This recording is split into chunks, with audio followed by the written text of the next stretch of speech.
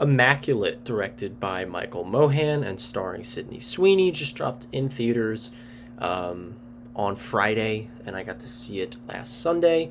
A lot of movies coming out on March 22nd. You had the new Ghostbusters film, you had Late Night with the Devil, you had Immaculate, Problemista got a wide release finally. So many movies releasing, and I want to get to cover. I want to eventually cover all of them. It's just going to take a little bit of time. But today I'm going to be reviewing Immaculate, and then I'm also going to be recording my review for Late Night with the Devil, which I got to see, and then I will get more reviews to you guys. So anyways, let's talk about this movie. I was pretty excited for this, actually. When hearing that Sydney Sweeney was really pushing for this movie, and it was kind of a passion project for her, and that the trailers and stuff, it made it look like a really, fun, good time horror movie that I felt like we needed more of. And honestly, 2024 is looking to be the year of the horror movie. After getting pretty much nothing outside of like When Evil Lurks and Beau's Afraid, if you count that as a horror movie even, last year, it feels like this year is going to be making up for that fact.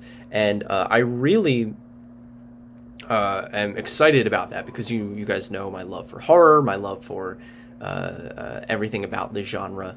And this movie in particular, I really was surprised by. I ended up liking it a lot more than I thought I was going to, because while I was excited, I was a bit hesitant, just because, it wasn't getting the best reviews. People were saying it's kind of meh.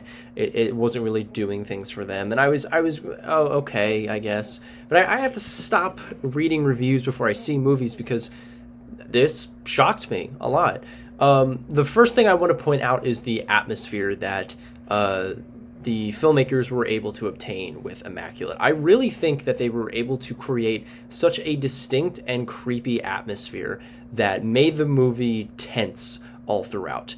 I was, really feeling the perils of Sydney Sweeney's character, and the how trapped she was, and how just evil the situation that she was in was oozing out of pretty much every sequence. And I really, really appreciated that, because not a lot of horror movies focus on that side of the filmmaking, and it's a quintessential part of having a great horror movie.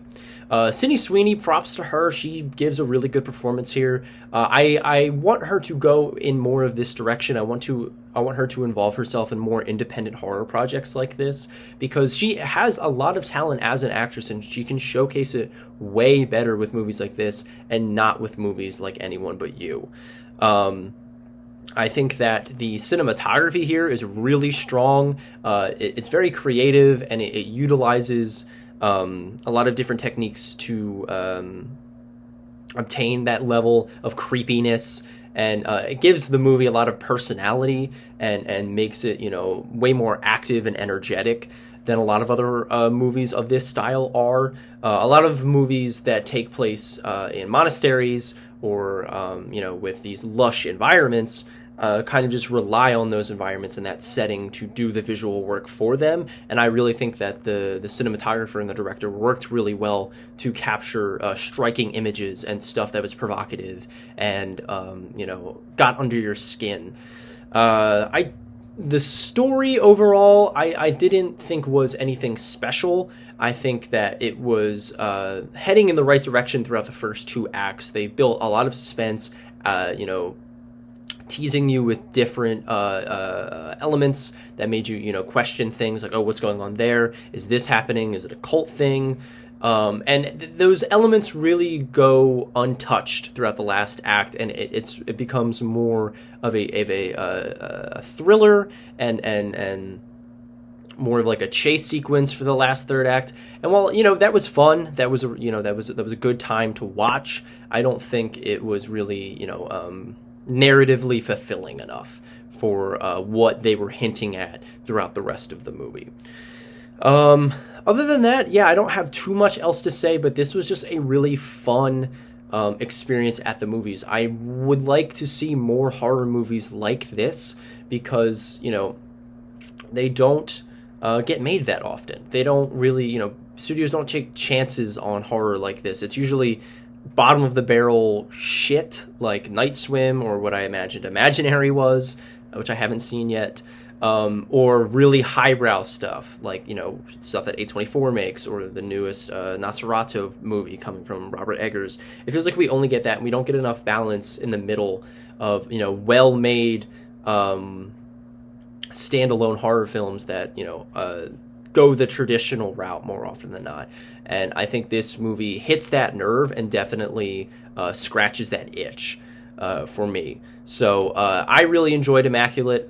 It is a bit forgettable. It's not the best thing I'm going to see all year. It never quite clears the bar of anything like great, but it's definitely something I recommend, and something that you're going to have a great time seeing at the movie theaters.